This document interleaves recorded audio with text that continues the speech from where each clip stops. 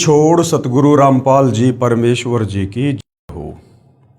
परमपिता परमात्मा सारी सृष्टि के रचनहार कुल मालिक असंख्य ब्रह्मांडों के स्वामी जगत गुरु तीनों लोकों में प्रवेश करके सबका धारण पोषण करने वाले राजाधिराज आत्माधार नाथों के नाथ देवों के देव महादेव सर्वेश्वर महेश्वर मृत्युंजय अजरो अमर आदि अनादि सनातनी प्रभु जगत पिता जगदीश्वर श्री श्री 1008 की उपाधि के वास्तविक अधिकारी अकाल मूरत सौद स्वरूपी राम वासुदेव सर्वगतम ब्रह्म परम पूज्य प्रथम पूज्य परम संत परम पुरुष परम धनी परम दयालु सत्य कबीर हक्का कबीर अल्लाहु कबीर अल्लाहु अकबर बाखबर अल्लाह ताला जगत के तारणहार जगत के मुक्तिदाता जगत के जगन्नाथ हारे के सहारे हिंदुओं के राम मुसलमानों के अल्लाह सिखों के वायुगुरु ईसाइयों के मसीह दया के सागर दयानिधि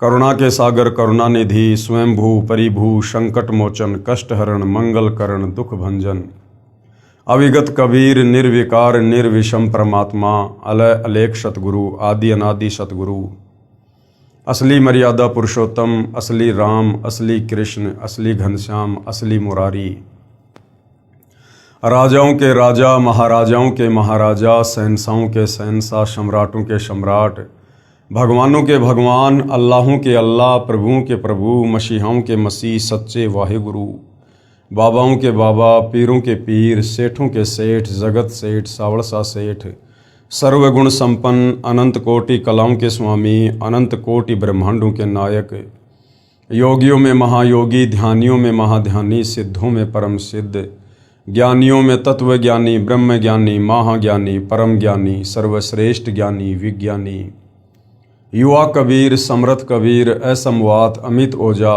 सच्चे रहनुमा करीम अल्लाह सुभान अल्लाह दुनिया के अंतिम पैगंबर 8 सितंबर 1951 से गांव धनाना जिला सोनीपत हरियाणा भारतवर्ष की पावन भूमि पे प्रकट रियल कल की भगवान श्री नारायण साकार हरि श्री बाबा साहिब नूर अनंत परमात्मा सच्चे दरवेश सच्चे बाखबर संत श्रोमणी सतगुरु रामपाल जी परमेश्वर जी के चरण कमल में आप और हम सभी भाई बहनों का अनंत कोटि दंडवत प्रणाम। सत्साई भाई और बहनों, बहुत बड़ी दया बहुत बड़ी मेहर पूज्य गुरुदेव भगवान की परमेश्वर रामपाल जी की, जिनके शुभ आशीर्वाद से विशेष आशीर्वाद से उन्हीं के सत्संगों का संग्रह पवित्र आध्यात्मिक पुस्तक ज्ञान गंगा के ऊपर वीडियो बनाने की श्रृंखला जारी है। इसी श्रृंखला में आज हमारा ये 35वें नंबर का वीडियो है। प्रत्येक वीडियो में पूज्य गुरुदेव भगवान के आशीर्वाद से हमें भक्ति मार्ग के विषय में शास्त्र अनुकूल साधना के विषय में बहुत कुछ जानने और समझने को मिल रहा है, जो जानने की इच्छा हमारी सदियों से थी। सतयुग में थी, त्रेता युग में थी, द्वापर युग में थी और कलयुग के प्रथम चरण में थी, परंतु हमारे तत्व ज्ञानहीन नादान केवल संस्कृत भाषा के तथाकथित विद्वान धर्म गुरुओं की अज्ञानता के चलते जो वे शास्त्रों को समझ नहीं पाए, शास्त्रों में परमेश्वर के विषय में भक्ति मार्ग के विषय में क्या लिखा है उसकी अच्छे से समझकर व्याख्या करके समाज को नहीं बता पाए, जिसके चलते भाई और बहनों सदियों से आत्मा अपने परमपिता परमेश्वर की प्राप्ति के लिए भटक रही है।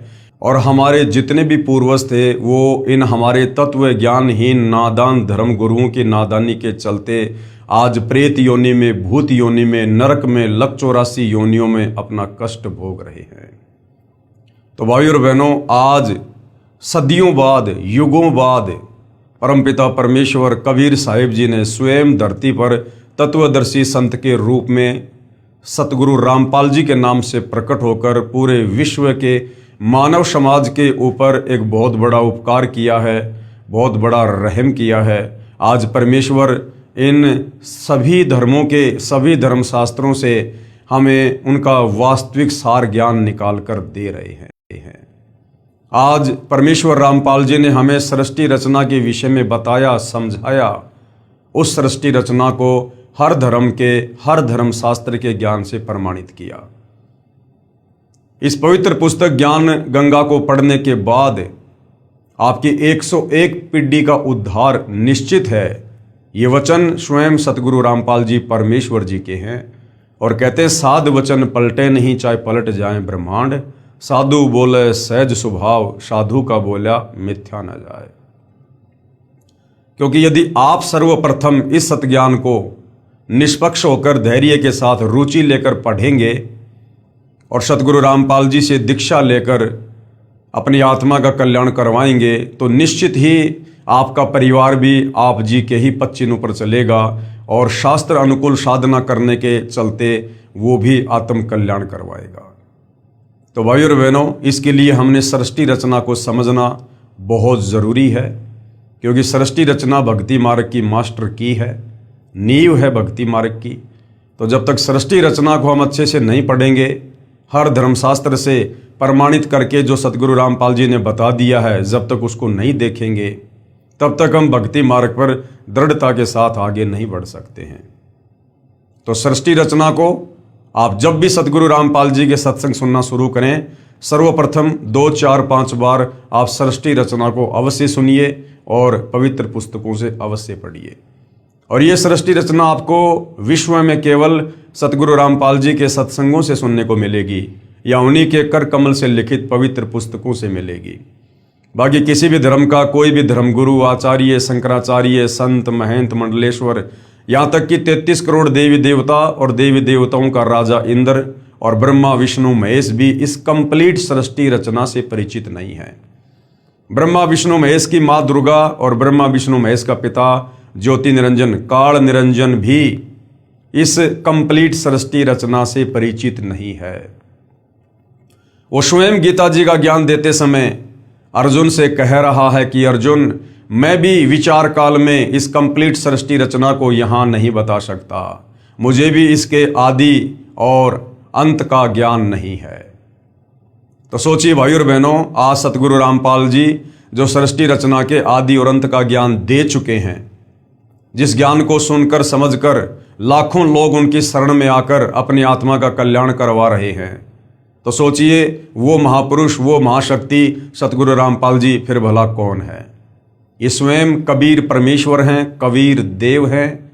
इनके अलावा अपने द्वारा रची गई सृष्टि की जानकारी इस सृष्टि में अन्य कोई जीव नहीं दे सकता, क्योंकि इस कबीर परमेश्वर जी के अलावा चाहे अक्षर पुरुष हो, चाहे ज्योति निरंजन हो, चाहे दुर्गा या ब्रह्मा विष्णु महेश हो, सब जीव संज्ञा में हैं। तो भाई और बहनों, बहुत बड़ा रहम किया है सतगुरु रामपाल जी ने, यदि आप उनके सत्संग सुनकर इस बात को समझना चाहो तो। अन्यथा ये मनुष्य जन्म हमारा बर्बाद हो जाएगा, बेकार हो जाएगा।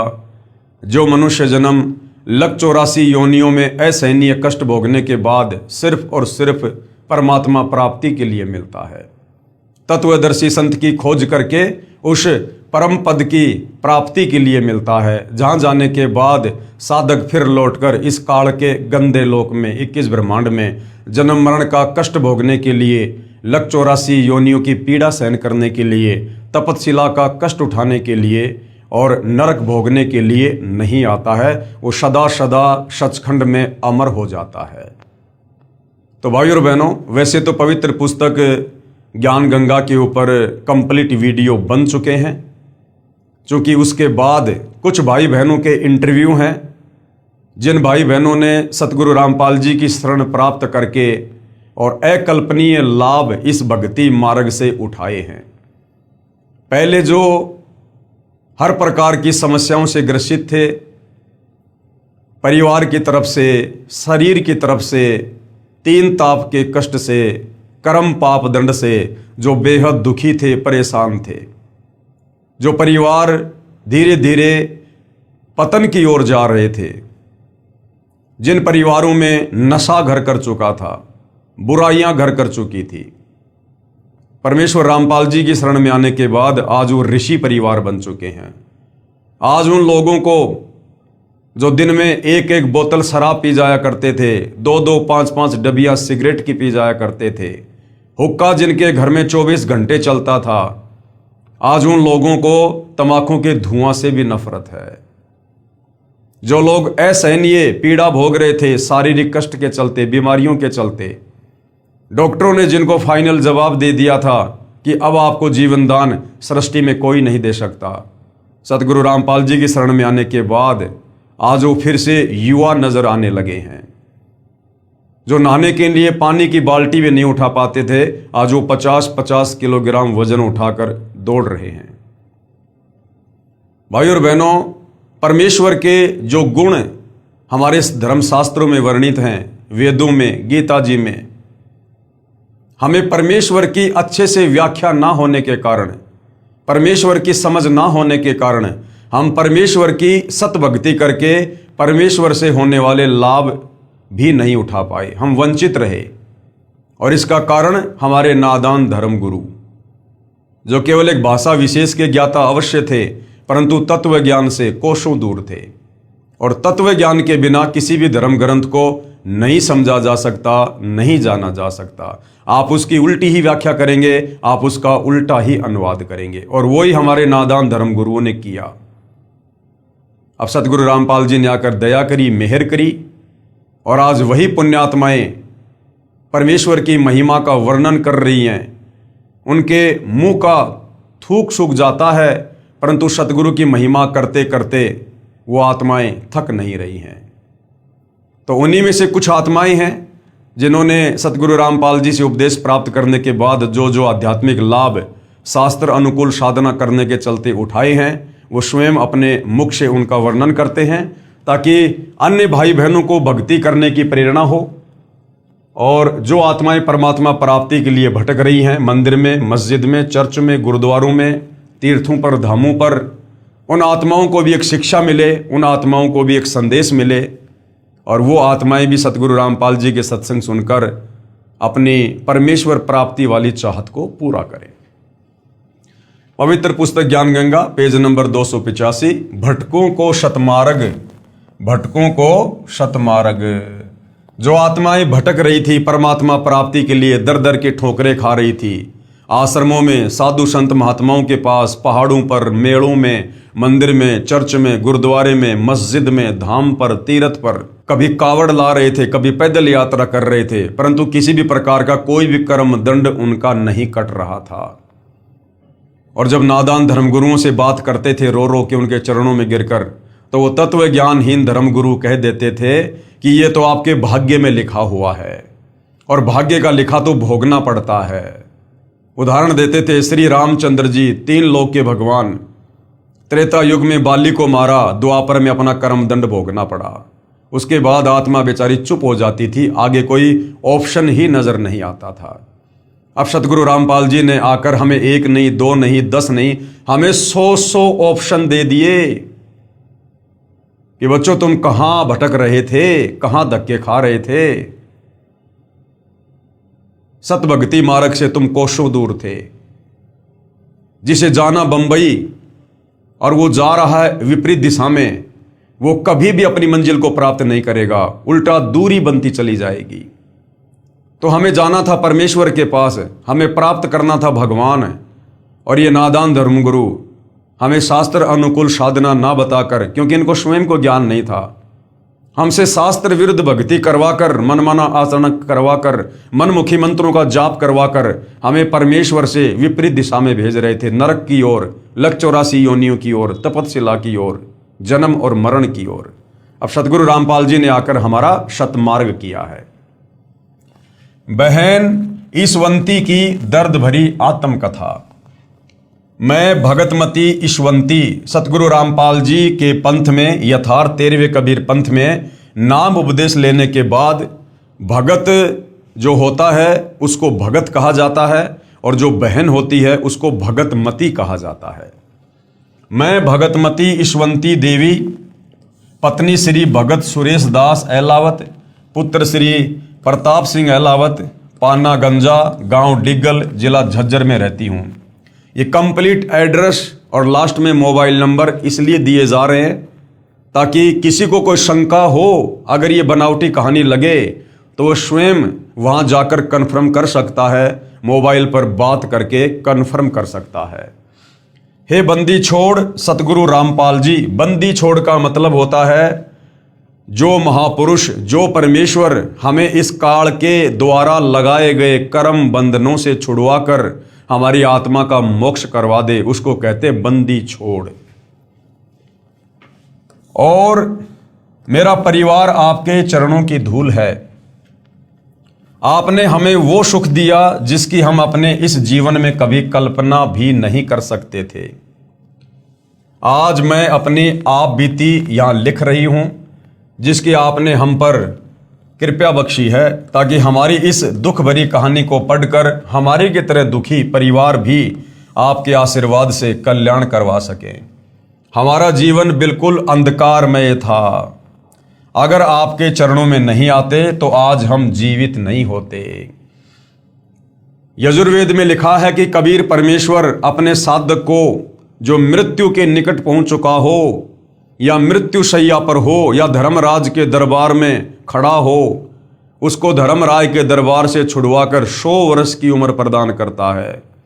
यदि उसके अंग भंग हों तो परमेश्वर उसको स्वस्थ आंखें देता है, उसके अंगों को परमेश्वर पुनः जीवित करता है।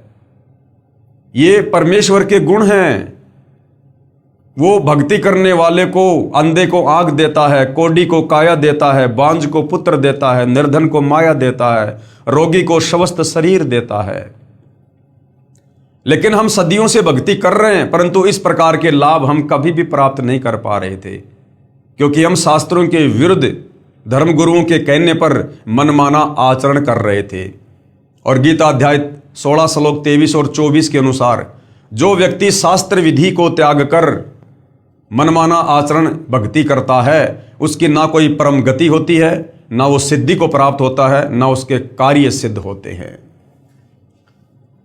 मैं असाध्य रोग से पीड़ित थी। मेरा भाई भापड़ौदा निवासी ओम प्रकाश पुत्र श्री दयानंद राठी, जो हरियाणा पुलिस में नौकरी करता था, वो भी इसी बीमारी से मृत्यु को प्राप्त हो गया था।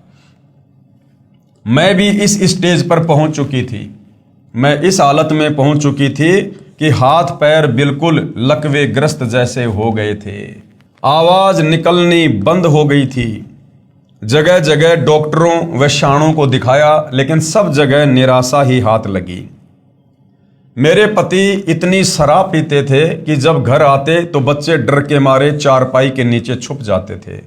घर के बर्तन तक शराब के लिए बेच डाले और सिर पर कर्जा चढ़ा लिया। अब सोचो भाई और बहनों, घर की मुख्य स्त्री इस कदर बीमारी से ग्रस्त, ना मुंह से आवाज निकाल रही है, लकवे जैसी हालत हो गई, मृत्यु शैया पर, और जिसका पति रोजाना शराब पीता है, नशे में धुत अपने बच्चों को मारता है। बच्चे अपने बाप से डरकर चारपाई के नीचे छुप जाते हैं। जिन बच्चों ने अपने पिता को देखकर खुशी जाहिर करनी होती है कि पिताजी आएंगे, फल फ्रूट लाएंगे, और जिस बाप ने शाम को घर आकर अपने बच्चों को गले लगाना चाहिए, वो बच्चे अपने पिता के डर से और चारपाई के नीचे छुप रहे हैं। सोचिए उस परिवार की क्या हालत होगी। पड़ोसी भी तंग थे। एक दिन तो नशे की हालत में ये मुझको उठाकर डालान पाने के कुएं में डालने चल पड़ा था। महापाप ओपरी हवा ने कहा कि किसकी क्या पोरस चलेगी, यानी किसकी क्या मजाल, मैं इस घर को बर्बाद करके छोड़ूंगा। मेरे भाइयों ने मेरे ऊपर ढेर सारा पैसा शाणों व डॉक्टरों के चक्कर में बर्बाद कर दिया, लेकिन मुझे कोई फायदा नहीं हुआ। मेरा पति शराब पीता था तथा बच्चे छोटे छोटे थे। ससुराल में कोई सहारा नहीं था। मेरा भाई सुखवीर जो डीटीसी में ड्राइवर है, उसने परम पूज्य सतगुरु रामपाल जी महाराज से नाम उपदेश ले रखा है। उसने कहा कि बहन को सतगुरु रामपाल जी महाराज से नाम उपदेश दिलवा देते हैं, मरना तो इसको है ही, ये आखिरी उपाय कर लेते हैं। इस पर मेरे पिताजी श्री दयानंद राठी ने कहा कि क्या कोई नाम उपदेश से ठीक होता है। इस पर मेरे भाई ने इन सब को नाम उपदेश की महिमा के बारे में समझाया। इसके बाद सब ने कहा कि देख लेते हैं। ये कहकर मुझे सतगुरु रामपाल जी महाराज के चरणों में लेकर गए। उस वक्त सतगुरुदेव गांव पंजाब खोड़ दिल्ली में सत्संग कर रहे थे। पूरा परिवार मुझे लेकर रात को 10 बजे महाराज जी के चरणों में गए। ये बात 25 दिसंबर 1996 की है। मेरे भाई ने पूज्य रामपाल जी महाराज को मेरी दुखदाई कथा बताई। गुरुजी ने रात को 10 बजे सत्संग में ही नाम उपदेश की रजा बख्शी। उससे पहले मेरी जुबान भी बंद हो चुकी थी, जीभ नहीं उठती थी। जब 26 दिसंबर की सुबह यानी नाम दीक्षा के अगले दिन सुबह मैं उठी तो अपने आप को बेहतर हालत में बोलते पाया तथा अपने भाई को बताया कि इतने वर्षों बाद मुझे लग रहा है कि मैं अपने शरीर में हूं तथा मेरे शरीर से जैसे कोई भार उतर गया है। जो भूत प्रेत की बाधा थी, ओपरी पराई शक्ति थी, वो नाम उपदेश लेते ही वहां से छू मंतर हो गई। मुझे बोलते देखकर मेरा भाई सुखवीर हैरान रह गया तथा कहा कि महाराज रामपाल जी तो साक्षात कबीर परमेश्वर आए हैं। और भाई इसमें कोई शंका नहीं है, सतगुरु रामपाल जी स्वयं कबीर परमात्मा ही हैं। मैं बीड़ी पीती थी, उसी दिन छोड़ दी। घर आए तो मेरे पति भगत सुरेश ने कहा कि तुम क्या नाम लेकर आए हो, मैं देखता हूं तुम्हारे नाम में इतनी क्या शक्ति है। अपनी माँ से बोला कि ये अच्छा नाम लेकर आए बच्चे, सुबह गुड मॉर्निंग की जगह सत साहिब बोलने लगे हैं। भगत सुरेश 1 साल तक ऐसे ही शराब पीता रहा तथा घर में झगड़ा करता रहा, लेकिन बहन ईश्वंती मर्यादा में रहकर अपनी भक्ति पर अडिग रही। एक दिन यह बंदी छोड़ कबीर साहेब, कौन बंदी छोड़ कबीर साहेब, जो एक काल्पनिक फोटो हम गूगल पर देखते हैं, जो कबीर जी के नाम से आप जी को मिल जाएगी, दाढ़ी और मूछ वाली। एक दिन यह बंदी छोड़ कबीर साहेब, गरीबदास जी साहेब व सतगुरुदेव सतगुरु रामपाल जी महाराज की तस्वीरों को तोड़ने के लिए खड़ा हो गया। तब मैंने हाथ जोड़कर बंदी छोड़ से प्रार्थना की, सतगुरु रामपाल जी से प्रार्थना की कि आप ही इनकी बुद्धि को कंट्रोल में कर सकते हैं। तब बंदी छोड़ आपने ही इनको ऐसा चमत्कार दिखाया कि मेरे पति सुरेश ने पूजा स्थल पर वापस फोटो रख दिए तथा उल्टे पांव जाकर दंडवत प्रणाम किया। सतगुरु रामपाल जी प्रकट हो गए, फोटो से सामने बिल्कुल दिखाई दे रहे हैं साक्षात। तो भाई सुरेश की तो सिट्टी पिट्टी गुल हो गई और वापस फोटो रख दी और गुरुदेव को दंडवत प्रणाम किया। तब से लेकर आज तक उन्होंने शराब बीड़ी आदि सब बुराइयों को त्याग दिया। इन सब का गवाह पाना गंजा व डिगल गांव है। मुझे पुनर्जन्म मिला देखकर मेरे दुख में दुखी मेरे भाई राजेंद्र सिंह राठी डीएसपी हरियाणा व भाई प्रेम प्रकाश राठी एडवोकेट दिल्ली सहित पूरे परिवार ने भी नामदान ले लिया। नाम उपदेश लेने के बाद कबीर परमेश्वर ने यानी सतगुरु रामपाल जी ने ऐसे ऐसे सुख दिए जिसकी कल्पना भी नहीं की जा सकती। हमारी भैंस ने सर्प खा लिया था, यानी भैंस ने जो सर्प होता है सांप, उसको खा लिया। भैंस का बिल्कुल बुरा हाल था। डॉक्टर को दिखाया तो उन्होंने बताया कि इसने कोई जहरीली वस्तु खा ली है तथा 10 इंजेक्शन लगा दिए। अगले दिन भैंस की आंखों से नीला पानी बहना शुरू हो गया, यानी जहर का असर हो गया तथा भैंस अंधी हो गई। डॉक्टर भी हाथ खड़े कर गए। तब रात में शौपन में, अब ध्यान देना भाइयों, तब रात में शौपन में सतगुरुदेव रामपाल जी भगवान नजर आए। उन्होंने भैंस के शरीर पर हाथ फेरा। सुबह उठे तो हमने तथा पड़ोसियों ने अपनी आंखों से भैंस के मुंह में सांप को देखा तथा उसको निकाला। अब चाहते तो सतगुरु रामपाल जी बिना शौपन में दर्शन दिए भी भैंस को स्वस्थ कर सकते थे, सांप को बाहर निकाल सकते थे, लेकिन इस प्रकार के हल्के फुल्के चमत्कार परमात्मा जी इसलिए दिखाते हैं ताकि भक्ति करने वाली भगत आत्मा को विश्वास हो कि वास्तव में ये यहाँ हमारा नुकसान होना था, लाखों रुपयों का भैंस मरनी थी, लेकिन आज मैं गुरुदेव भगवान की शरण में हूँ, इसलिए मेरे परमेश्वर की रजा से हमारी भैंस स्वस्थ हुई है। तो इस प्रकार के छोटे मोटे चमत्कार गुरुदेव अपने भक्तों के विश्वास को बनाए रखने के लिए करते हैं। भैंस स्वस्थ हो गई तथा पूरा दूध देने लग गई। ऐसे ऐसे पता नहीं कितने सुख आपने हमें दिए। कल तक हमारे पास 10 रुपए तक नहीं थे। अब जिस परिवार में पिता शराब पीता हो, माता बीमार पड़ी हो और कोई खैर खबर लेने वाला नहीं, तो उस परिवार में 10 रुपए कहाँ मिलेंगे। लेकिन आज उन्हीं खेतों में धन उपजता है तथा किसी के आगे हाथ फैलाने की जरूरत नहीं पड़ती। पड़ोसी कहते हैं कि तुम्हारे गुरुजी ही तुम्हारे लिए राम हैं। अरे सतगुरु रामपाल जी तो पूरे विश्व के लिए राम हैं। राम राम शब जगत बिखाणे, आदि राम कोई बिरला जाने। अज्ञानियों द्वारा बहकाया हुआ भोला भाला समाज क्या जाने आपकी महिमा को। सतगुरु रामपाल जी महाराज के विरोधी तो सिर्फ कीचड़ उछालना ही जानते हैं। जिसके साथ गुजरती है वही बता सकता है उसको आपसे क्या कुछ मिला है। हम आपसे यही प्रार्थना करते हैं कि हमें अपने चरणों में ही रखना तथा आप हजारों वर्ष ऐसे ही दुखियों का सहारा बने रहें। सतगुरु रामपाल जी भगवान पूर्ण परमात्मा के अवतार आए हैं।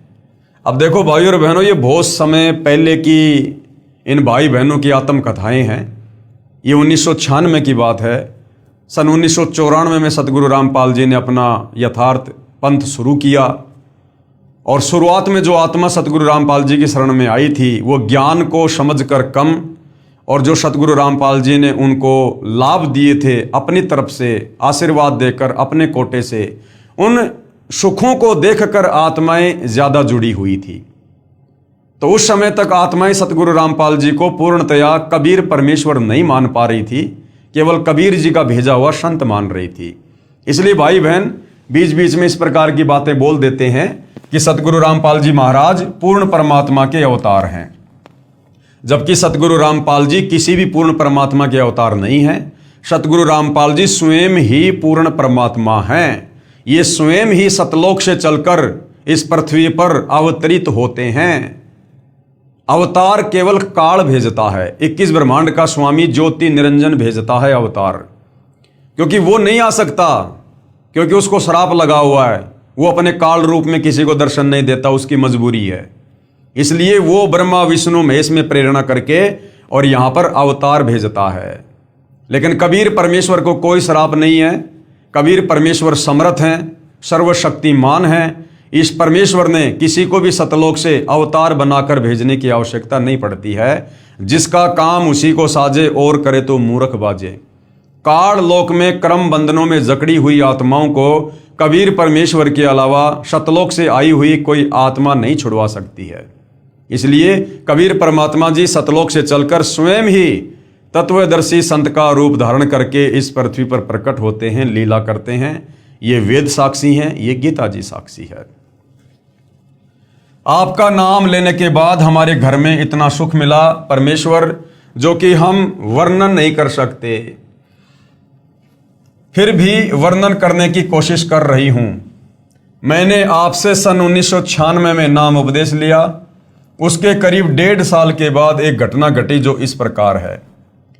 एक रात मुझे ये सब दिखाई पड़ा कि मैं गांव में शमशान पूछ रही हूं कि कहाँ है। मुझे बताया व दिखाया कि आपने कल यहां पर आना है। यानी बहन ईश्वंती की मृत्यु थी, परंतु सतगुरु रामपाल जी की शरण में आने से परमेश्वर ने उसकी मृत्यु टाल दी। क्योंकि वेदों में परमेश्वर की महिमा लिखी है कि सत भक्ति करने वाले साधक की परमात्मा उम्र बढ़ा देता है। वह मुंडान पाने का शमशान था। जब सुबह हुई तो मुझे हैजा हो गया। मुझे इतना ज़्यादा सिर में दर्द हो गया कि टक्कर मारकर मर जाऊं। मौत के सभी कारण पूर्ण हो गए। डॉक्टर को बुलाया गया तो उन्होंने इंजेक्शन लगाया। उसके बाद डॉक्टर ने बताया कि यह तो मर चुकी है। उसके बाद 4 दूत दिखाई दिए।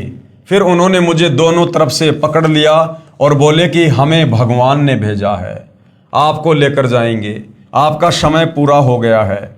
मैंने कहा कि मेरे गुरुजी नहीं लेकर जाने देंगे। फिर उन्होंने कहा कि आपके गुरुजी क्या करेंगे, आपका समय पूरा हो गया है। हम ऐसा करेंगे कि आपके हाथ से ही आपकी मौत करवा देंगे। यमदूतों ने कहा कि तुम्हारे गुरुजी क्या कर लेंगे, हम तुम्हारे हाथों से तुम्हारी मौत करवा देंगे। यानी तू अपने हाथों से अपना गला दबाएगी हमारी शक्ति से। उसके बाद मेरे दोनों हाथों ने गले को बड़ी जोर से दबाया, जिससे मेरे प्राण आंखों में आ गए। मैं किसी से बोल नहीं सकी। बंदी छोड़ कहते हैं कि आजम तेरे घटने घेरे, तू राम कहन नहीं पावेगा। आजा बंदे शरण राम की, फिर पाछे पछतावेगा। वह स्थिति मेरे साथ हो गई। उसके बाद कबीर साहिब, अब ध्यान देना भाई और बहनों, हमने इन कथाओं से बहुत गहरी शिक्षा लेनी है। बहन ईशवंती क्या कह रही है कि उसके बाद कबीर साहिब कमल के फूल पर मेरे पास प्रकट हुए। यम के दूतों ने बहन ईशवंती के हाथों से उसका गला दबवा दिया। और उसके बाद कबीर साहिब, कौन कबीर साहिब? दुनिया जिस एक डाढ़ी मूछ वाली कबीर जी की काल्पनिक फोटो को कबीर परमात्मा कहती है, कबीर साहिब कहती है, जिस मिलते जुलते रूप में कबीर जी आज से लगभग 650 साल पहले बनारस के काशी में आए थे, उस रूप में बहन कह रही है कि उसके बाद कबीर साहिब कमल के फूल पर मेरे पास प्रकट हुए। और उसके बाद क्या होता है, ध्यान देना, उसके बाद मेरे अंदर से पूज्य सतगुरु रामपाल जी महाराज की आवाज आई कि इस लड़की को आप कैसे लेकर जाओगे, इसे हम नहीं जाने देंगे, इसे हम नहीं जाने देंगे। क्योंकि भाई और बहनों, इस भक्ति की शुरुआत में सतगुरु रामपाल जी को कोई भी आत्मा डायरेक्ट कबीर भगवान मानने को तैयार नहीं होती है, क्योंकि हमारे नादान धर्म गुरुओं ने हमारे को उल्टी पट्टी पढ़ा रखी होती है कि भगवान तो निराकार है, भगवान तो निराकार है। और काशी वाले कबीर जी को तो कोई भगवान मानने को तैयार ही नहीं। तो बहन ईशवंती, जिसने सन 1996 में सतगुरु रामपाल जी से दीक्षा ली, लेकिन बहन भी अच्छे से ज्ञान को समझकर सतगुरु रामपाल जी को ही कबीर भगवान नहीं मान पा रही थी। बहन की दृष्टि में कबीर भगवान यानी बंदी छोड़ वो दाढ़ी मूछ वाली कबीर जी की समझे जाने वाली काल्पनिक फोटो थी। तो बहन ने उसी को याद किया। तो उधर से कबीर परमात्मा सतगुरु रामपाल जी, जो वास्तव में कबीर भगवान है, वो उस दाढ़ी मूछ वाला रूप बनाकर और बहन के पास में प्रकट हो गए उसके विश्वास के लिए। क्योंकि जब तक भगत की आस्था जिसमें रहेगी, वो चाहे किसी की भी भक्ति कर रहा है, परमात्मा उसी रूप में आकर उसकी रक्षा करता है। तो बहन ईशवंती ने नाम तो ले रखा सतगुरु रामपाल जी से, लेकिन भगवान मान रखा था दाढ़ी मूछ वाली कबीर की फोटो को। तो बहन के विश्वास के लिए वहां पर कमल के फूल पर सतगुरु रामपाल जी ने ही वो दाढ़ी मूछ वाला रूप बनाया और प्रकट हो गए। लेकिन अंदर से जो आवाज आई, वो आई सतगुरु रामपाल जी की। और क्या कहा? उसके बाद मेरे अंदर से पूज्य सतगुरु रामपाल जी महाराज की आवाज आई कि इस लड़की को आप कैसे लेकर जाओगे, इसे हम नहीं जाने देंगे, इसे तो हम चाहेंगे तब लेकर जाएंगे, इसका अगर पैर भी काट दोगे तो हम वह भी जोड़ देंगे। साथ में गुरुजी ने काफी बातें कही जो सब वर्णन नहीं हो पा रही हैं। उसके बाद यम के दूत भाग गए। उसके बाद गुरुजी ने मुझे कहा कि बेटी डर मत, तेरी मौत को हमने टाल दिया, अब हम चाहेंगे तब लेकर जाएंगे। दूसरा कारण क्या था भाइयों और बहनों? जब आप अध्यात्म की गहराई में जाएंगे, सतगुरु रामपाल जी के सत्संग सुनेंगे, तो आपको पता चलेगा। जब कबीर परमात्मा प्रथम बार सतलोक से चलकर अपने पुत्र जोगजीत का रूप बनाकर 21वें ब्रह्मांड पर, जहां पर ये ज्योति निरंजन काल ब्रह्म रहता है, तपतशिला पर जीव भून भून के खाता है, वहां पर इस काल निरंजन की और कबीर परमात्मा की अपने पुत्र जोगजीत के रूप में मुलाकात हुई थी। तो काफी कुछ वरदान कबीर परमेश्वर ने इस काल को दिए थे। और इस काल में एक वचन ये भी मांगा था कि मैं आपका रूप बना सकूं, ये आप मुझे वरदान दे दो। तो कबीर परमेश्वर जो अपने पुत्र जोगजीत के रूप में थे, परमेश्वर ने कहा कि ठीक है भाई, आप मेरा रूप बना लेना। मेरे जिस भगत के पास में सत भक्ति मंत्र होगा, शब्द होगा, उसको तू कुछ नहीं कर पाएगा।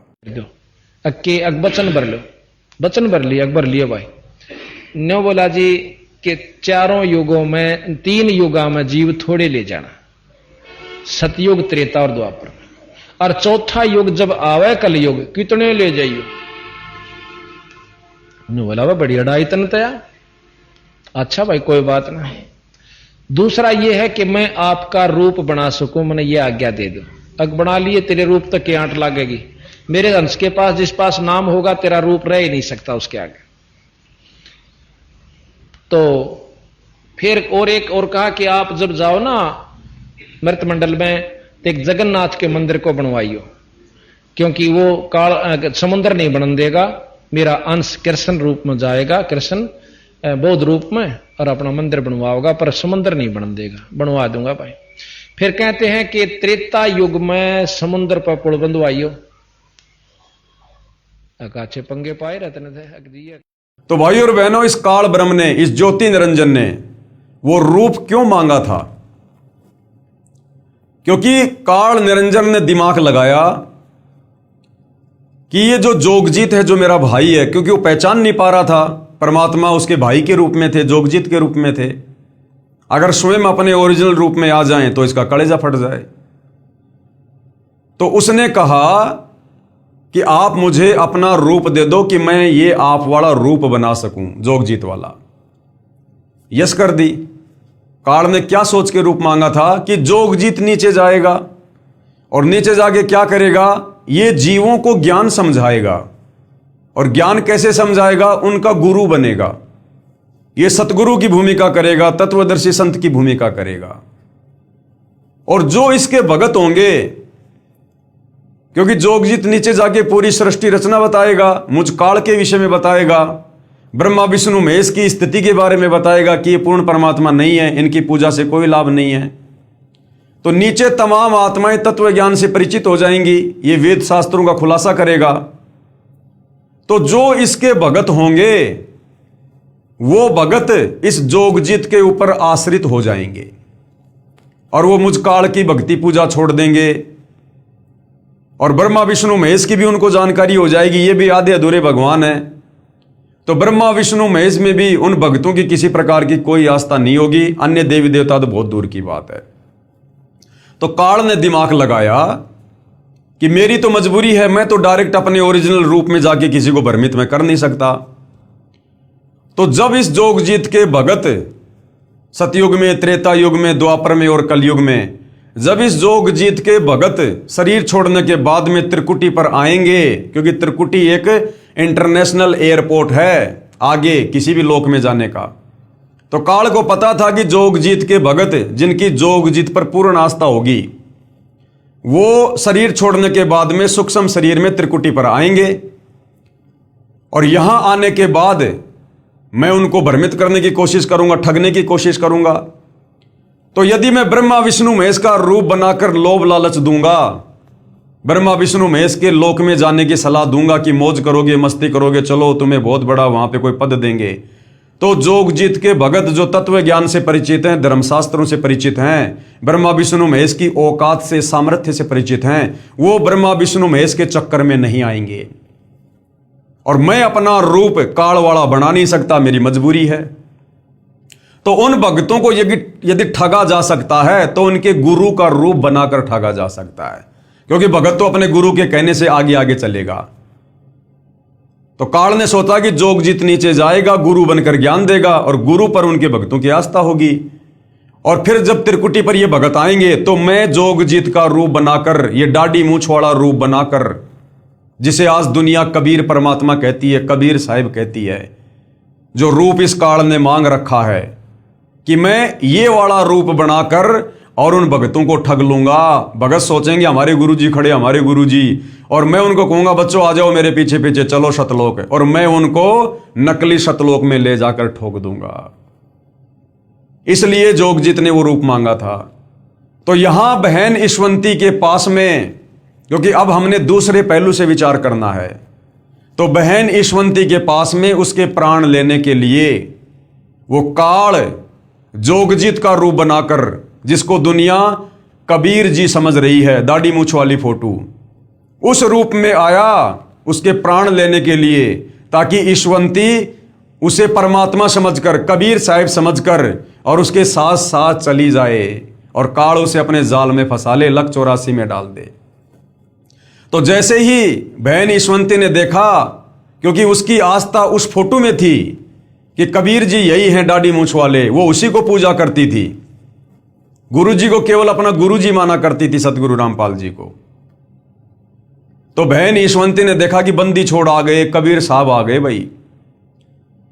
लेकिन वो उस समय काल था, बंदी छोड़ के रूप में, जोगजीत के रूप में, दाढ़ी मूंछ वाले रूप में, क्योंकि उसने वरदान मांग रखा है।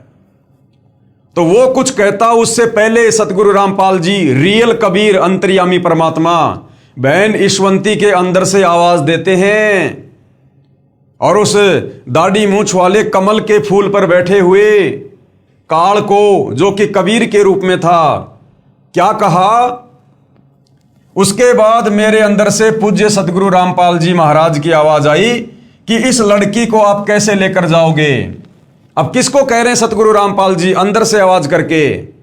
बहन ईशवंती को कौन दिखाई दे रहा था? वो दाढ़ी मूंछ वाला, वो कबीर जिसमें काल था। सतगुरु रामपाल जी कह रहे हैं आप इस लड़की को कैसे लेकर जाओगे? मैं नहीं लेकर जाने दूंगा। कि इस लड़की को आप कैसे लेकर जाओगे? इसे हम नहीं जाने देंगे, इसे तो हम चाहेंगे तब लेकर जाएंगे। इसका अगर पैर भी काट दोगे तो हम वह भी जोड़ देंगे। साथ में गुरुजी ने काफी बातें कही जो सब वर्णन नहीं हो पा रही हैं। उसके बाद यम के दूत भाग गए, उसके बाद वो भाग गए सारे के सारे वहां से। उसके बाद गुरुजी ने मुझे कहा कि बेटी डर मत, तेरी मौत को हमने टाल दिया, अब हम चाहेंगे तब लेकर जाएंगे। इसलिए भाई और बहनों, सतगुरु रामपाल जी के पंथ में यदि वास्तव में पूर्ण मोक्ष प्राप्त करना है तो उस दाढ़ी मूंछ वाली कबीर की समझे जाने वाली काल्पनिक फोटो को हमने अपने घर से, अपने घट से, अपने दिलो दिमाग से डिलीट करना पड़ेगा, निकालना पड़ेगा। क्योंकि देखो अब हम बच्चे नहीं हैं, हमें सतगुरु रामपाल जी ने अच्छे से सारा ज्ञान समझा दिया है। अब हमारे को कॉमन सेंस भी होनी चाहिए, कुछ बातें हमारे को कॉमन सेंस से भी समझ में आनी चाहिए। देखो शुरुआत में स्वयं कबीर भगवान होते हुए भी और सतगुरु रामपाल जी ने आप और हमसे भक्ति करवाने के लिए उस दाढ़ी मूंछ वाली काल्पनिक कबीर की समझे जाने वाली फोटो को कबीर भगवान की फोटो बताकर आप और हमसे भक्ति करवाई। यदि गुरुजी शुरुआत में कह देते कि मैं ही कबीर हूं, 650 साल पहले धानक रूप में काशी में मैं ही आया था, तो भाई और बहनों 1994 में कोई भी सतगुरु रामपाल जी की इस बात पर यकीन नहीं करता और कोई उनके सत्संग सुनना भी पसंद नहीं करता कि ये देखो गांव दनाने का रामपाल जाट, ये कल का लड़का हमारी आंखों के सामने पैदा हुआ है और ये अपने आप को कबीर भगवान कहता है। अरे पाखंड की भी हद होती है। इस प्रकार के मन में पता नहीं क्या क्या कुविचार उत्पन्न होते, तो हम सतगुरु रामपाल जी के सत्संग सुनना भी पसंद ना करते, उनको अहंकारी समझकर अपनी नादानी के चलते। तो आप और हमें भक्ति पर लगाने के लिए सतगुरु रामपाल जी ने उस फोटो का सहारा लिया। अगर सतगुरु रामपाल जी वेदों से दिखाते कि देखो भाई परमात्मा का नाम है कबीर देव, कबीर परमात्मा, कबीर साहेब जो 650 साल पहले आए थे, ये कबीर भगवान है, और यदि फोटो ना दिखाते तो भाई और बहनों हम उनसे सवाल करते कि गुरुजी आपने वेदों में दिखाया कि कबीर देव ही परमात्मा है। कौन कबीर देव? जो चारों युगों में आता है, जो 650 साल पहले भी आए थे बनारस में। तो गुरुजी उनका कोई फोटो बताओ, उनकी कोई शक्ल दिखाओ भगवान की, ताकि हम उनकी पूजा करें। अगर गुरुजी कह देते कि बेटा वो तो 650 साल पहले आए थे, और 650 साल पहले बेटा ना तो कोई मोबाइल था, ना कोई कैमरा था, ना कोई वीडियो रिकॉर्डिंग का सिस्टम था, तो मैं फोटो कहां से दिखाऊं मैं? तो हम क्या कहते पता है? अच्छी बात कर रहे हो गुरुजी, अरे रामचंद्र जी त्रेता युग में लाखों साल पहले आए, श्री कृष्ण जी द्वापर युग में 5000 साल पहले आए, और देखो गुरुजी आज उनकी कितनी सुंदर सुंदर फोटोएं आपको लाखों मिल जाएंगी। और कबीर जी तो 600 साल पहले आए थे, फिर उनकी फोटो क्यों नहीं हो सकती? तो बताओ हम नादान आत्माओं को क्या समझाते गुरुदेव? तो वे तो अंतर्यामी है, उनको तो पता था। इसलिए गुरुदेव भगवान ने उस काल्पनिक फोटो को हमारे सामने रख दिया, जो कि हाथ से बनाया गया एक चित्र है, और कहा कि यो कबीर भगवान है, ताकि हम गुरुदेव के सत्संग सुने, उनसे उपदेश लें और उस फोटो को भगवान मानकर शत भक्ति शुरू करें। और जब धीरे धीरे धीरे धीरे तत्व ज्ञान सुनेंगे तो 2, 4, 5, 10 साल में तो ये बात समझ में आएगी कि वास्तव में कबीर भगवान वाले काम आज धरती पर कौन कर रहा है। हमें ये इतने सुख, मुर्दों को जीवन, ये कबीर भगवान दाढ़ी मूछ वाले ने दिए या फिर सतगुरु रामपाल जी ने दिए? हमें उपदेश देकर ये ज्ञान शास्त्रों का गूढ़ रहस्य सतगुरु रामपाल जी ने समझाया या उस दाढ़ी मूछ वाले काल्पनिक कबीर भगवान ने समझाया? तो सतगुरु रामपाल जी ने यह सोचकर कि फिलहाल ये मुझे परमात्मा के रूप में स्वीकार नहीं करेंगे क्योंकि ये तत्व ज्ञान से बहुत दूर हैं, इसलिए सतगुरु रामपाल जी ने उस काल्पनिक फोटो को, जो आपको गूगल पर मिल जाएगी, उसको कबीर भगवान बताकर हमारे सामने पेश किया। वो फोटो हमें दी, उस फोटो की हम पूजा करने लगे। लेकिन भाई और बहनों, अब हमें सतगुरु रामपाल जी ने ज्ञानी बना दिया, विद्वान बना दिया, मास्टर बना दिया भक्ति मार्ग में। अब हमने कॉमन सेंस का भी प्रयोग करना चाहिए। अब यदि हमारी आस्था उसी फोटो में लगी रही तो भाई और बहनों, कल को जब हम त्रिकुटी पर जाएंगे तो स्थूल शरीर छोड़ने के बाद में जो सूक्ष्म शरीर रहेगा उसमें ज्यों के त्यों विचार रहेंगे। अगर हमने उसी दाढ़ी मूछ वाले को भगवान माना, यदि हमारी जरा भी आस्था उस दाढ़ी मूछ वाली फोटो में रही कि ये कबीर भगवान है, तो वो काल त्रिकुटी पर वही रूप बना के आएगा दाढ़ी मूछ वाला, जो ईशवंती बहन के पास में कमल के फूल पर बैठकर आया था काल, और हमें ठग ले जाएगा। हम उसको भगवान मानकर आंख बंद करके उसके पीछे पीछे चले जाएंगे कि आओ बच्चों चलो शतलोक में, बैठो विमान में, और ठोक देगा नकली शतलोक में। फिर हमारी एक भैंस जिसका ब्याने का समय नजदीक था, वो एक दिन बिल्कुल बुत की तरह हो गई, अकड़ गई, टाइट हो गई। डॉक्टर को बुला कर लाए तो डॉक्टर ने टाइम से पहले ही हाथों से बच्चा निकाला। उसके बाद भैंस ने जेर नहीं डाली। किसी के कहने पर हमने जो थोड़ी सी जेर बाहर होती है उस पर ईंट बांध दी तो वह जेर टूट गई। जेर के टूट जाने पर भैंस की हालत बहुत खराब हो गई क्योंकि अंदर जहर फैल गया। सभी कहने लगे कि यह भैंस अब मरने से बच नहीं सकती। हम घबरा कर रात को ही 5 डॉक्टरों के पास गए, मगर एक भी डॉक्टर नहीं आया। कहते हैं कि यह केस निपटाना हमारे बस की बात नहीं है, अब परमात्मा ही बचा सकता है। उसके बाद बहुत दुखी होकर मैंने आशा छोड़ दी कि आज भैंस को कोई नहीं बचा सकता। अरे भैया, जिसने पिछली बार बचाया था अगली बार भी वही बचाएगा। फिर मैंने कहा कि भगत जी आशा मत तोड़ो, हमारे बंदी छोड़ सब ठीक करेंगे। उसके बाद बंदी छोड़ के सामने दंडोत प्रणाम किया। दंडोत प्रणाम किया उसी दाढ़ी मूछ वाली कबीर की फोटो के सामने। लेकिन भाई रियल में जो बंदी छोड़ है, जो कबीर भगवान है सतगुरु रामपाल जी, वो भोले भगत की आस्था के आधार से, जिसकी भी आस्था है, परमात्मा उस रूप में जाकर उसकी रक्षा अवश्य करता है। और हमने प्रार्थना की। उसके बाद सुबह एक डॉक्टर के पास गए तो उसने आकर देखा तो कहा ये बचेगी नहीं। ऐसे ही हमारी भैंस के साथ हुआ था, तो बड़े डॉक्टर ने भरपूर कोशिश की मगर नहीं बच पाई। उसके बाद कहने लगे कि परमेश्वर की दया से बच भी गई तो दूध नहीं देगी। उसके 7 दिन बाद गुरुजी दिखाई दिए। कौन गुरुजी? सतगुरु रामपाल जी, कि भैंस की आंतड़ियों में से जेर निकाल रहे हैं। सुबह भैंस ने जेर डाली तथा वह स्वस्थ हो गई और 15 किलो दूध पर आ गई। ये हमारे बंदी छोड़ की कृपा है। कौन बंदी छोड़? सतगुरु रामपाल जी भगवान है। जबकि 4-5 पड़ोसियों की भैंस इसी बीमारी से मर चुकी थी। मेरा छोटा लड़का जिसकी उम्र 14 साल है, नाम नवनीत है, इसे बचपन 6 महीने का था तब से ही निमोनिया हो गया था और 5 साल तक इसकी बीमारी खत्म नहीं हुई। मेरे हर संभव प्रयास करने पर तथा डॉक्टर के मना करने पर भी मैंने हार नहीं मानी। एक दिन मैंने उसे सतगुरुदेव रामपाल जी भगवान से नाम दान दिलवाया। उसी दिन से मानो मेरे बच्चे को कोई बीमारी थी ही नहीं। जबकि भाई और बहनों, नाम दीक्षा तो माता पिता ने पहले अपने बच्चों को दिलवानी चाहिए, यानी पूरे परिवार ने साथ साथ दीक्षा लेनी चाहिए। लेकिन यह भी बहन ईशवंती की कमजोरी थी, थोड़ा ज्ञान की कमी थी कि स्वयं ने नाम ले लिया और उसके कई दिनों बाद फिर अपने बच्चे को नाम दिलवा रही है। यह भी बहन की कमजोरी थी। जबकि ये पता होने के बाद कि परमात्मा धरती पर है, सर्व सुख दाता है, उस बहन के नरक बन चुके परिवार को गुरुदेव ने स्वर्ग कर दिया भक्ति देकर, और फिर भी अपने बच्चों को नाम नहीं दिलवा रही थी। तो ये बहन की कमजोरी थी। आप और हमने भविष्य में इस प्रकार की कमजोरी नहीं दिखानी है। अगर हमारी समझ में बात आ गई है ज्ञान समझकर, तो बच्चों समेत पूरे परिवार ने दीक्षा लेनी चाहिए। बच्चे यदि समझदार हो गए हैं, युवा हो गए हैं, और वो यदि नाम दीक्षा नहीं लेना चाह रहे तो बात अलग है, हम उनको समझा सकते हैं, जबरदस्ती नहीं कर सकते। लेकिन बच्चे यदि 5-10 साल के हैं, आपके अधीन हैं, तो फिर आपने बच्चों को नाम तुरंत अवश्य दिलवाना चाहिए। ना जाने काल का कब क्या अटैक हो जाए। बच्चा आज अपनी उम्र के सभी बच्चों से तंदुरुस्त है। ये सभी चमत्कार हमारे गुरुदेव सतगुरु रामपाल जी महाराज की असीम कृपा से हुए। एक दिन पूर्णिमा के सत्संग के समय वर्ष 2004 में बरसात के ना होने के कारण हमारी धान यानी चावल की फसल सूख रही थी और नहर भी आकर चली गई थी।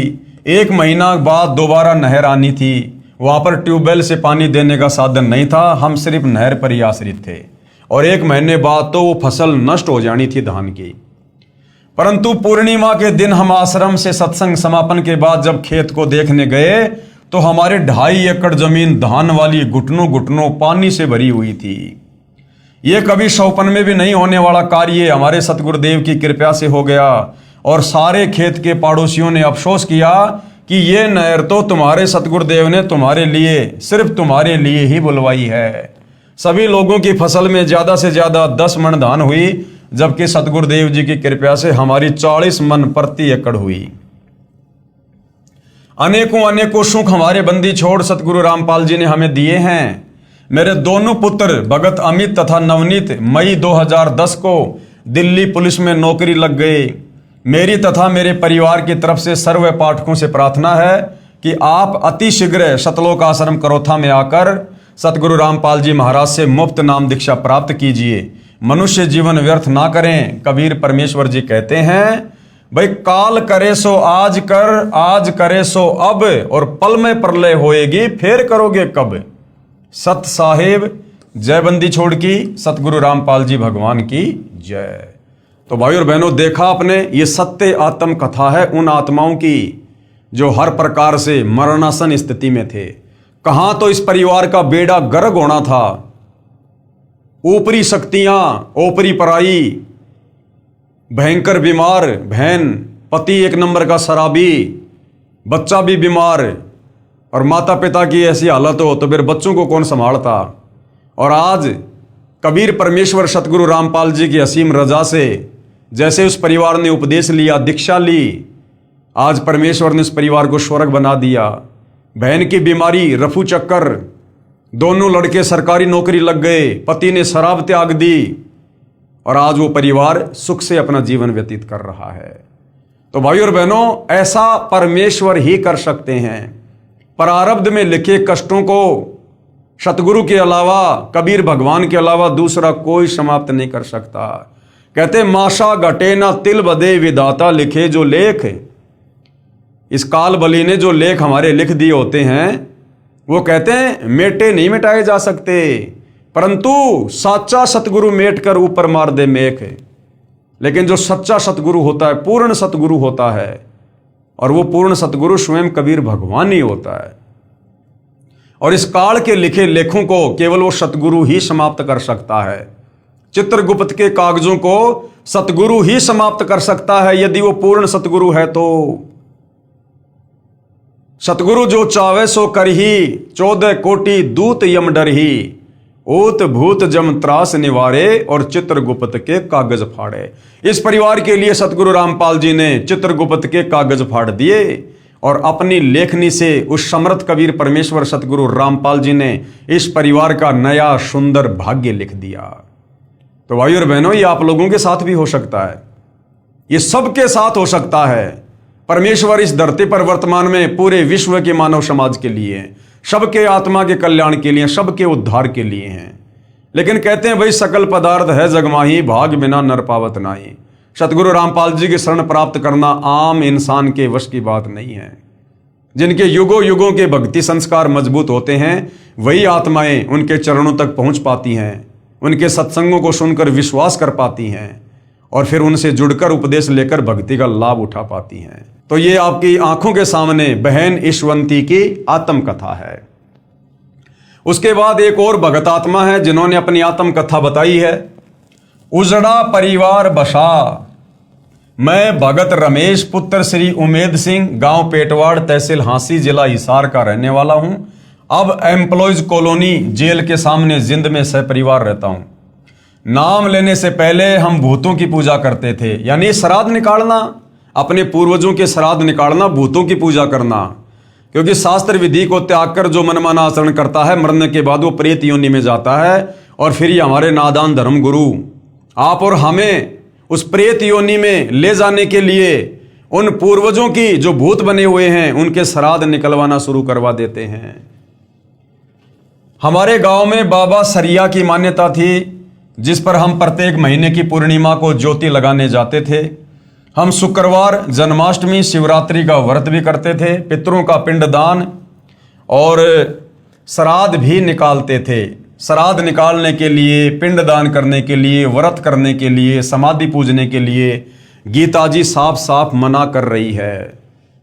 फिर भी हमारा घर बिल्कुल उजड़ चुका था। जब मैं 12 वर्ष का था तब मेरे पिताजी की मृत्यु हो गई थी। घर में 3 सदस्य थे, तीनों की आपस में लड़ाई रहती थी। तीनों को भूत प्रेत बहुत दुखी किया करते थे और तीनों बहुत ज्यादा बीमार रहा करते थे। पहले डॉक्टरों को दिखाया पर कोई आराम नहीं हुआ। फिर सेवड़ों के पास गए, कोई कहता तुम 5,000 रुपये दे दो, मैं तुम्हें बिल्कुल ठीक कर दूंगा। कोई कहता तुम 10,000 रुपये दे दो। हम बिल्कुल उजड़ चुके थे परंतु कोई आराम नहीं हुआ।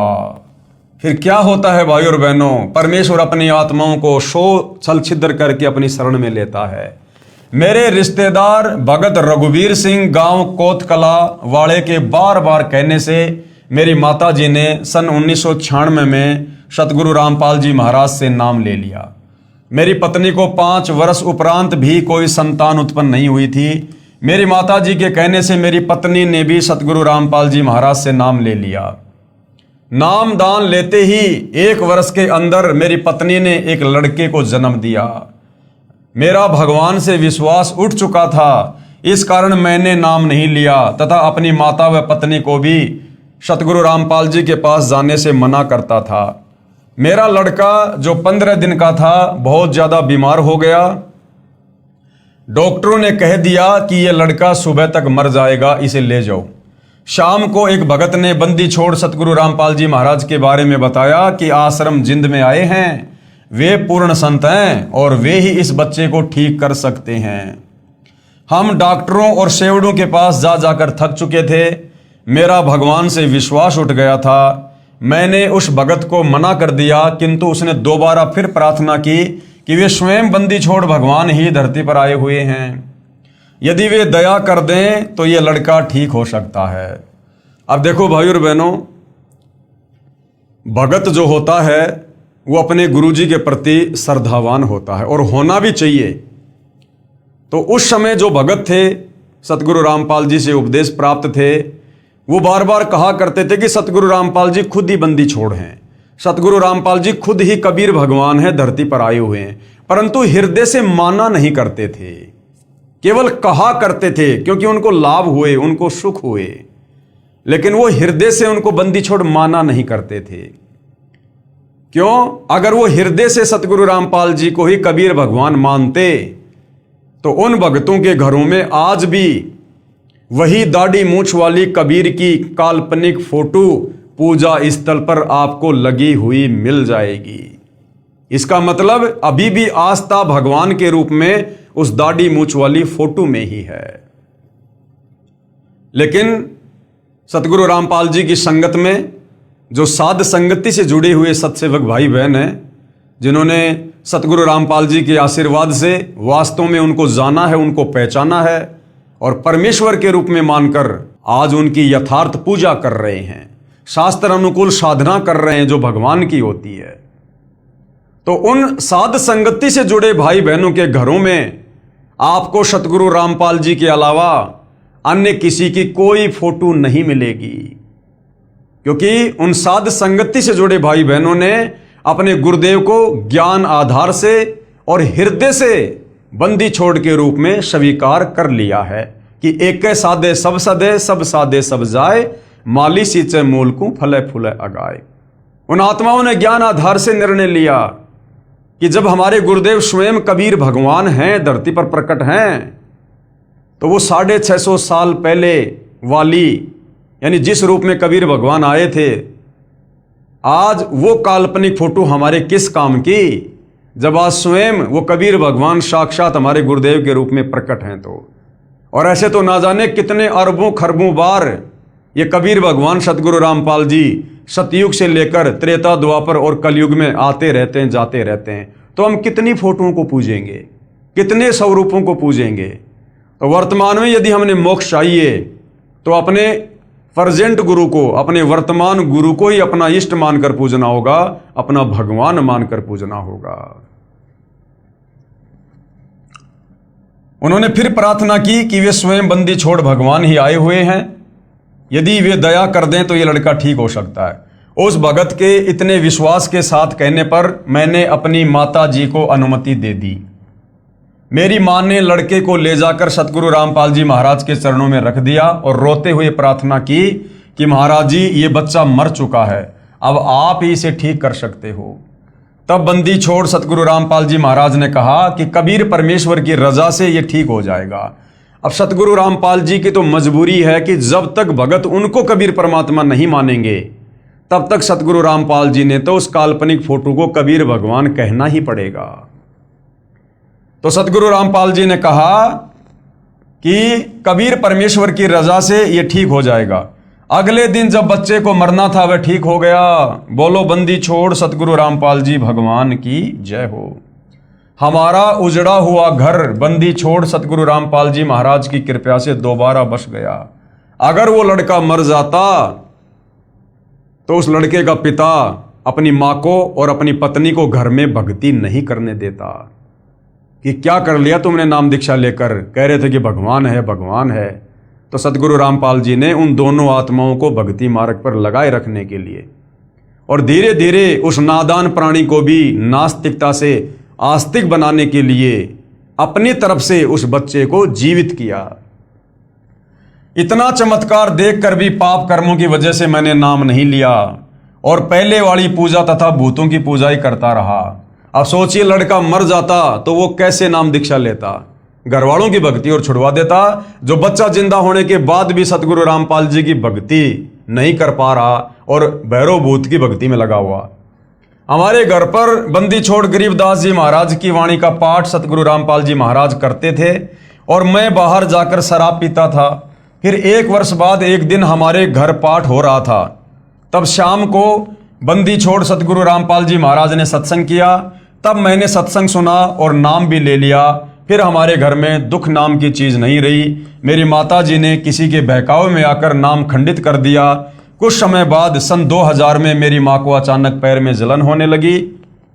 डॉक्टरों को दिखाया, उन्होंने बताया कि इसे ब्लड कैंसर है, ये 10-15 दिन में मर जाएगी। अगर पीजीआई चंडीगढ़ में ले जाओगे तो वहाँ 1.5 लाख रुपए लगकर ये ज़्यादा से ज़्यादा 1 साल तक जीवित रह सकती है, परंतु दर्द कम नहीं होगा। बंदी छोड़ सतगुरु रामपाल जी महाराज ने बताया कि आपकी माता जी ने नाम खंडित कर दिया है, यानी मर्यादा तोड़ दी। जैसे बिजली का बिल ना भरने से, कनेक्शन कट जाने से बिजली से मिलने वाला लाभ बंद हो जाता है, उसे फिर सुचारू करवाना पड़ता है। मेरी माता जी ने अपनी गलती की क्षमा याचना की। महाराज जी ने दोबारा नाम दिया तथा सिर पर हाथ रखा। सिर पर हाथ रखते ही पैर की जलन व दर्द खत्म हो गया। भाई सतगुरु जो चावे सो कर ही भरम पड़ो मत कोई, सेऊ धड़ पर शीश चढ़ाया पाछे करी रसोई। तो सतगुरु रामपाल जी तो कुछ भी करने में समर्थ हैं। फिर लगभग 2 वर्ष के बाद जाड़ पड़वाने की वजह से जाड़ में से खून निकलने लगा। यानी भाई और बहनों, हमारे ऊपर पिछले जन्मों के पापों का इतना वजन है, इतना बोझ है, हम युगों युगों से मनुष्य जन्म प्राप्त करके और इतने कुकर्म कर चुके हैं कि हमारे संचित कर्म अब हमें परेशान करते हैं। तो जीव पर कितनी आपत्तियां। सोचिए, अगर ये बहनें सतगुरु रामपाल जी की शरण में ना होती तो इनके साथ में क्या होता। इनका जीवन शेष नहीं था, जो उपदेश लेने के बाद भी इनके पाप कर्म इतना दबाव दे रहे हैं। डॉक्टर ने दवा दी और टांके भी लगाए, परंतु खून निकलना बंद नहीं हुआ। फिर डॉक्टर ने इसकी बीमारी चेक की और बताया कि इसके ब्लड कैंसर है और अब वह फूट चुका है, अब यह ठीक नहीं हो सकती, इसे घर ले जाओ, ये खून निकलने से 2 दिन में मर जाएगी। फिर अगले दिन इसके पेशाब और लैट्रिन से भी खून आना शुरू हो गया। तब मैंने सतगुरु रामपाल जी महाराज को फोन से बताया कि डॉक्टर ने कहा है कि ये 2 दिन में मर जाएगी। तब सतगुरु रामपाल जी महाराज ने कहा कि बंदी छोड़ जो करेंगे ठीक करेंगे। फिर अगली रात को 2 बजे यमदूत लेने के लिए आए। यानी भाई और बहनों, उस भगत की माता जी का आगे जीवन शेष नहीं था। और ये दास बार बार आप लोगों को कहता है कि सतगुरु रामपाल जी ने हजारों नहीं बल्कि लाखों भक्तों का, भाई बहनों का जीवन एक्सटेंड कर रखा है। उनकी श्वासें अपनी तरफ से बढ़ाई हुई हैं। ये परमेश्वर के गुणों में है, उनके लक्षणों में है, अन्यथा हम भक्ति नहीं कर सकते। ये सतगुरु रामपाल जी भगवान हमें अपनी शरण में लेकर, काल के बंधन से छुड़वा कर, जमानत लेकर तब हमसे भक्ति करवाते हैं, पल पल अपनी नजरों में रखकर। अन्यथा इस काल के लोक में ब्रह्मा विष्णु महेश भी एक मंत्र नहीं जप सकते जो सत्य मंत्र है। इस काल के 21 ब्रह्मांड में ब्रह्मा विष्णु महेश भी सत्य नहीं कह सकते। और आज सतगुरु रामपाल जी के भगत सीना ठोक कर सत्य का प्रचार कर रहे हैं। और ये काल दूर खड़ा खड़ा देख रहा है, जो ब्रह्मा विष्णु महेश को भी जो है उनके पैर नहीं जमने दे रहा। इतनी प्रबल शक्ति है 21 ब्रह्मांड की ये ज्योति निरंजन काल। और आज सतगुरु रामपाल जी के जो मर्यादित भगत हैं, ये उनके 100 कदम भी नजदीक नहीं फटकता। इतना डरता है कबीर भगवान सतगुरु रामपाल जी से। काल जो पीसे पीसना जोरा है पणिहार, ये 2 असली मजदूर हैं मेरे साहिब के दरबार। मेरी मां ने कहा कि तेरे पिताजी वे 10 वर्ष पहले गुजर चुके थे, मुझे लेने के लिए आए हुए हैं। वो भूत बना हुआ था, वो भूत बना हुआ था, शास्त्र विरुद्ध साधना करके मरने के बाद में भूत बना हुआ था। अब वो उसको लेने के लिए आया था। इतना कहते कहते वह यमदूत मेरी मां के अंदर प्रवेश कर गया और कहने लगा कि मैं इसे लेकर जाऊंगा। यानी बाद में उसकी मां ने बताई सारी हकीकत जो सूक्ष्म रूप में उसको दिखाई दे रही थी। इसका समय पूरा हो चुका है, मेरे को चाय पिलाओ। तब हमने उसके लिए चाय बनाने के लिए रखी ही थी। यानी इनकी माताजी बोल रही थी, वो यम के दूत यानी उसका जो पिता था जो भूत बन चुका था, उसकी मां के अंदर सूक्ष्म रूप में प्रवेश करके उसकी मां के मुख के माध्यम से बोल रहा था, मेरे को चाय पिलाओ। तब हमने उसके लिए चाय बनाने के लिए रखी थी। इतने में वह यम के दूत कहने लगा कि पता नहीं तुम्हारे घर में कितनी बड़ी शक्ति है, वह मुझे मार रही है, मैं यहां और नहीं रुक सकता। शब्द शक्ति यानी सतगुरु रामपाल जी की शक्ति सूक्ष्म रूप में उन यमदूतों की पिटाई कर रही थी। मुझे जल्दी से चाय पिलाओ, मैं जा रहा हूं। और गर्म चाय ही पी गया। जाते हुए कहने लगा कि तुम्हारे घर में पूर्ण परमात्मा खड़े हैं, पूर्ण परमात्मा, मैंने इसे नहीं ले जा सकता। यह कहते हुए वह चला गया। 1 मिनट के बाद ही खून बिल्कुल बंद हो गया। जीभ और दांत जो काले हो चुके थे बिल्कुल साफ हो गए। और बंदी छोड़ सतगुरु रामपाल जी महाराज की कृपा से वह पूरी तरह से पहले से भी स्वस्थ हो गई। परमात्मा कबीर साहिब जी ने मेरी माता जी की 5 वर्ष आयु बढ़ा दी।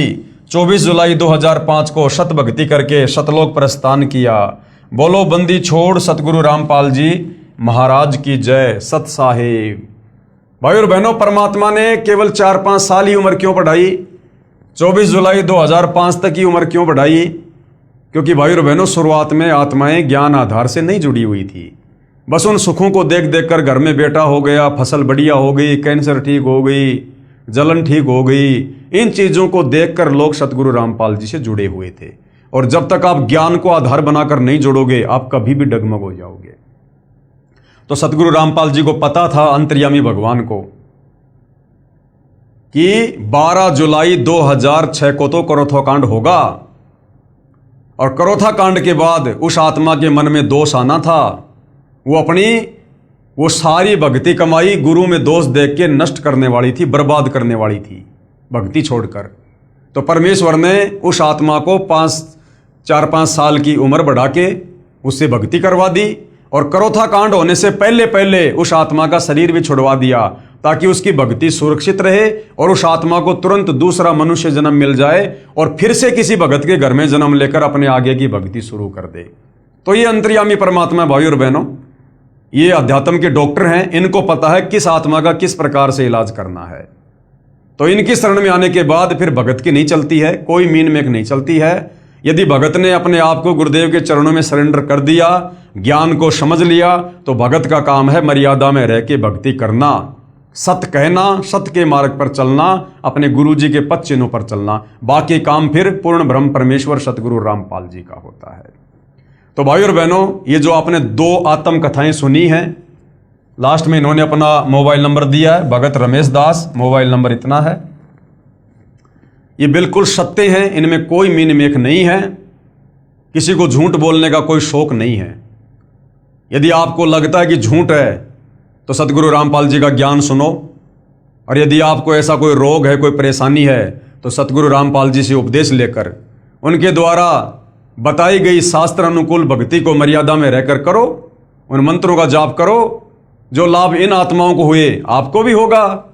परमात्मा इनका कोई रिश्तेदार थोड़ी था, परमात्मा तो सबका है, हम सभी उसके बच्चे हैं। लेकिन शास्त्र विरुद्ध साधना करने के चलते, गीता और वेदों के विरुद्ध, कुरान शरीफ, कुरान मजीद, तोरे, जबूर, इंजिल, ये गुरु ग्रंथ साहिब, बाइबल, इन तमाम धर्म ग्रंथों के विपरीत साधना करने के चलते, उन नादान धर्म गुरुओं के कहने पर आप और हम परमात्मा की भक्ति से होने वाले लाभों से वंचित हैं।